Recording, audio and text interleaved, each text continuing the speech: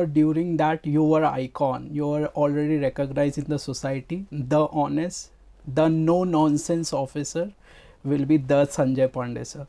Then later on, sir, you were given one of the major scams that it was erupted during that time. That was cobbler scam. Sir आज लोगों को ये पता नहीं है sir cobbler scam क्या है सर. उस टाइम पे जो ये मेजर 1600 करोड़ का स्कैम हुआ था, तो सर आप बता सकते हैं cobbler scam क्या है?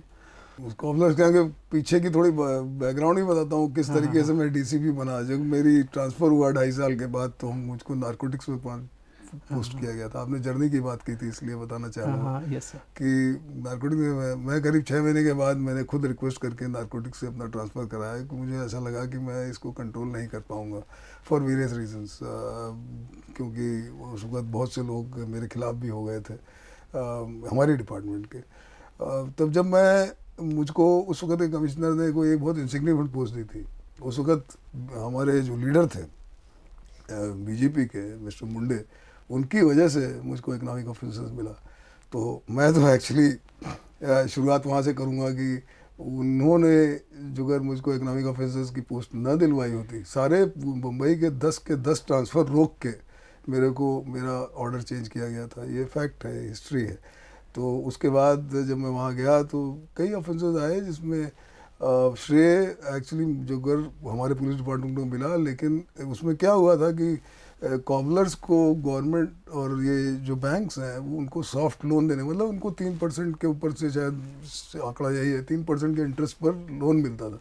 तो बड़े बड़े कॉर्पोरेट्स थे और बड़े बड़े यहाँ पर जो इस वक्त आपके शोरूम्स हैं, इन लोगों ने सब ने कॉबलर्स की सोसाइटी बना के और बड़े बड़े बैंकों से लोन लिए.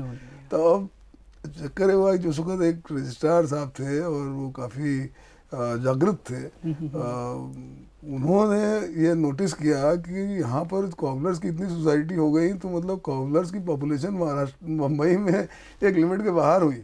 तो उन्होंने उसका इन्वेस्टिगेशन किया और उन्होंने जब फिर हमारे सामने मुझको बताया कि देखिए संजय जी ऐसा ऐसा है, तो हम दोनों लोगों ने मिलकर जब उसका पूरी तहकीकात की तो मुख्य मुद्दा यही था कि वह एक लिमिटेड नंबर ही चर्मकार हो सकते हैं. आप उसमें ABCD किसी का फर्जी नाम लेके आप चमत्कार बना के उसका लोन लेके आप अपने शोरूम्स और अपनी बिजनेस बढ़ा रहे हैं. तो ये उसका क्रक्स था और उस हिसाब से हमने इन्वेस्टिगेशन किया. तो बहुत से लोग उसमें इन्वॉल्व पाए गए और उनके खिलाफ चार्जशीट भी हुई. वही एक कॉबलर स्कैम है. Okay sir, so fake cooperative society बनाकर लोन के लिए अप्लाई किया गया था फॉर द कॉबलर्स. जी, आप एकदम सही से फरमा रहे हैं. Okay sir, thank you for such a commendable working for the society sir, because उस टाइम पे ऐसा भी कुछ होगा ये लोगों को पता नहीं था कि कॉबलर स्कैम भी ऐसा कुछ चीज़ें है. बट सर ये जो एप्लीकेशन सर BMC द्वारा दर्ज की गई थी एप्लीकेशन. नहीं, ये कंप्लेंट जो है, देखिए यार, रजिस्ट्रार ऑफ कोऑपरेटिव सोसाइटीज़ होता है. उन्होंने हमारे पास ये कंप्लेंट की थी.